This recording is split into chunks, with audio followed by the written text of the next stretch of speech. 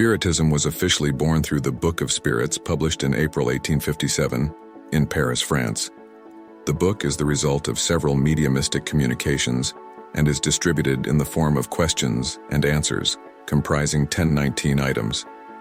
The person responsible for organizing and decoding the work was a Frenchman called Hippolyte Léon Denisard Riveil, who later became known under the pseudonym Allan Kardec.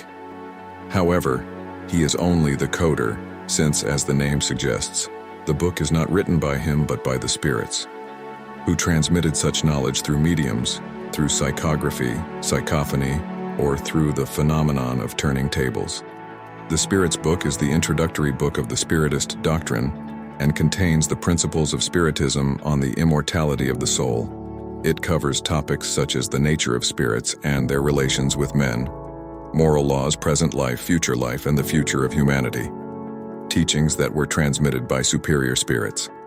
The Spiritist doctrine and mediumistic phenomena, however, to be clear, did not come with the intention of generating mere admiration, futile enjoyment, or as a means of obtaining any financial return from anyone.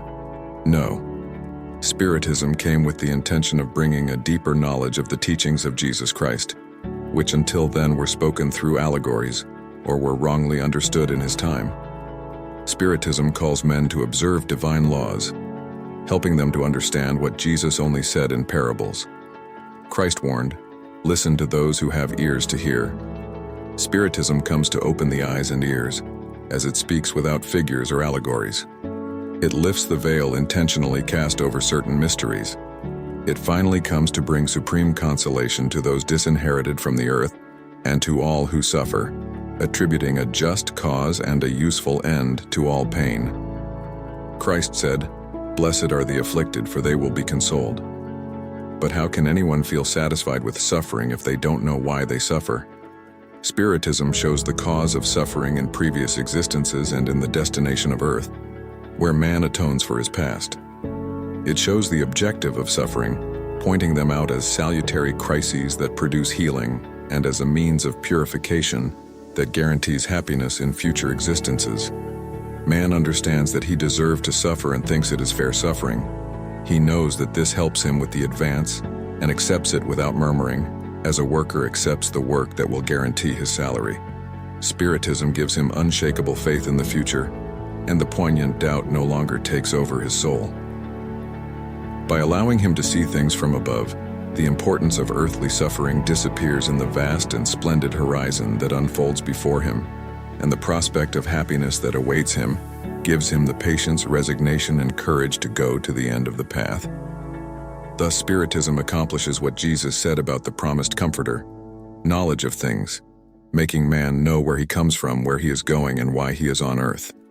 Attracts to the true principles of God's law and consoles through faith and hope. Thus, the Spiritist doctrine can be summarized in some main characteristics. God is eternal, immutable, immaterial, unique, omnipotent, sovereignly just, and good. He created the universe, which encompasses all animate and inanimate, material and immaterial beings. Material beings constitute the visible or corporeal world, and immaterial beings, the invisible or spiritual world, that is, of spirits. The Spiritist world is the normal, primitive, eternal, pre-existing and surviving world. The corporeal world is secondary. It could cease to exist or never have existed, without therefore altering the essence of the Spiritist world. Spirits temporarily cover a perishable material envelope, whose destruction through death restores their freedom. Among the different species of corporeal beings, God chose the human species for the incarnation of spirits that reached a certain level of development, giving it moral and intellectual superiority over the others. The soul is an incarnated spirit, with the body being just its envelope. There are three things in man. First, the body or material being analogous to animals and animated by the same vital principle. Second, the soul or immaterial being, spirit incarnated in the body. Third, the bond that binds the soul to the body, an intermediate principle between matter and the spirit. Man thus has two natures. Through his body, he participates in the nature of animals, whose instincts are common to him. Through the soul, he participates in the nature of spirits. The bond or perispirit which unites the body and the spirit is a type of semi-material envelope. Death is the destruction of the grossest envelope.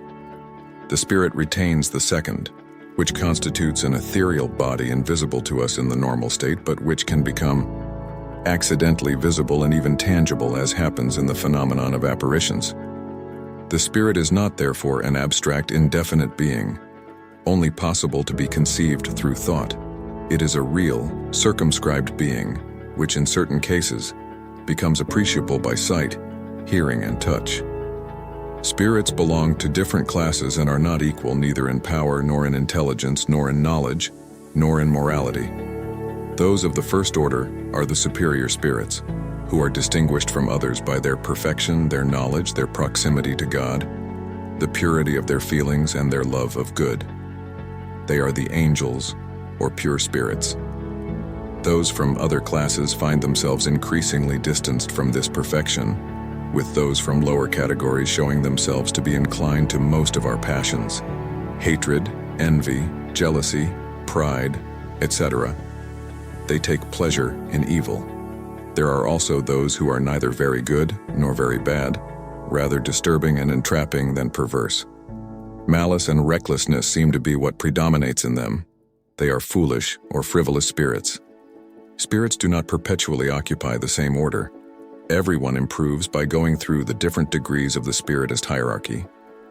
This improvement takes place through incarnation, which is imposed on some as expiation, on others as a mission. Material life is a test that they must suffer repeatedly until they have reached absolute perfection. It is a kind of filter or purifier from which they come out more or less purified. As the spirit has to go through many incarnations, it follows that we have all had many existences, and that we will have still others, more or less perfected, whether on earth or in other worlds. As the spirit has to go through many incarnations, it follows that we have all had many existences and that we will have still others, more or less perfected, whether on earth or in other worlds. The incarnation of spirits always takes place in the human species. It would be a mistake to believe that the soul or spirit can incarnate in the body of an animal. The different corporeal existences of the spirit are always progressive and never regressive, but the speed of your progress depends on the efforts you make to reach perfection. The qualities of the soul are those of the spirit that is incarnated within us. Thus, the good man is the incarnation of a good spirit. The wicked man is the incarnation of an impure spirit. The soul possessed its individuality before incarnating, preserves it after having separated from the body. On her return to the world of spirits, she meets all those she met on earth, and all her previous existences are drawn in her memory, with the memory of all the good and all the bad she did. The incarnated spirit is under the influence of matter. The man who overcomes this influence by elevating and purifying his soul approaches the good spirits, with whom he will one day be. He who allows himself to be dominated by evil passions and places all his joys in the satisfaction of gross appetites approaches impure spirits, giving preponderance to the animal nature. Incarnated spirits inhabit the different globes of the universe. The non-incarnated or wandering do not occupy a determined and circumscribed region. They are everywhere in space and at our side, constantly seeing us and elbowing us. It's an entire invisible population, moving around us. Spirits exert incessant action on the moral world and even on the physical world. They act on matter and on thought, and constitute one of the powers of nature, the efficient cause of a multitude of hitherto unexplained or poorly explained phenomena that cannot find a rational explanation except in Spiritism. The relationships between spirits and men are constant. Good spirits attract us to good, support us in the trials of life, and help us to endure them with courage and resignation. The bad push us towards evil. It is a joy for them to see us succumb and resemble them. The communications between spirits and men are hidden or overt. The hidden ones are verified by the good or bad influence they exert on us, without our knowledge. It is up to our judgment to discern the good from the bad inspirations. Overt communications take place through writing, words, or other material manifestations, almost always through the mediums who serve as instruments. Spirits manifest spontaneously or through evocation. All spirits can be evoked. Those who animated obscure men, such as those of the most illustrious characters, whatever the period in which they lived. Those of our relatives, friends, or enemies, and obtain from them, through written or verbal communications, advice, information about the situation in which they find themselves in the afterlife, about what they think about us, as well as the revelations that may be given to them, allowed to do to us. Spirits are attracted due to the sympathy that the moral nature of the environment that evokes them inspires. Superior spirits enjoy serious meetings where the love of good and the sincere desire, on the part of those who compose them, to educate and improve themselves, predominate. Their presence drives away inferior spirits who, conversely, find free access and can work freely among people who are frivolous or driven solely by curiosity and wherever bad instincts exist. Far from obtaining good advice or useful teachings, one should only expect futility, lies, tasteless jokes, or mystifications from them, as they often take on venerated names in order to better mislead them. Distinguishing good spirits from bad is extremely easy. Superior spirits constantly use dignified, noble language, conveyed by the highest morality, free from any inferior passion. The purest wisdom shines through their advice, which always aims for our improvement and the good of humanity. That of inferior spirits, on the contrary, is inconsequential, often trivial, and even gross. If they sometimes say something good and true, much more often they say falsehoods and absurdities out of malice or ignorance. They mock men's credulity and have fun at the expense of those who question them, flattering their vanity, feeding their desires with false hopes. In short, serious communications, in the broadest sense of the term, are only given in serious centers, where an intimate communion of thoughts reigns with the good in mind. The morals of superior spirits are summarized, like that of Christ, in this evangelical maxim: do to others what we would like others to do to us, that is, to do good and not evil. In this principle, man finds a universal rule of procedure even for his smallest actions. We are taught that selfishness, pride, sensuality are passions that bring us closer to animal nature, binding us to matter.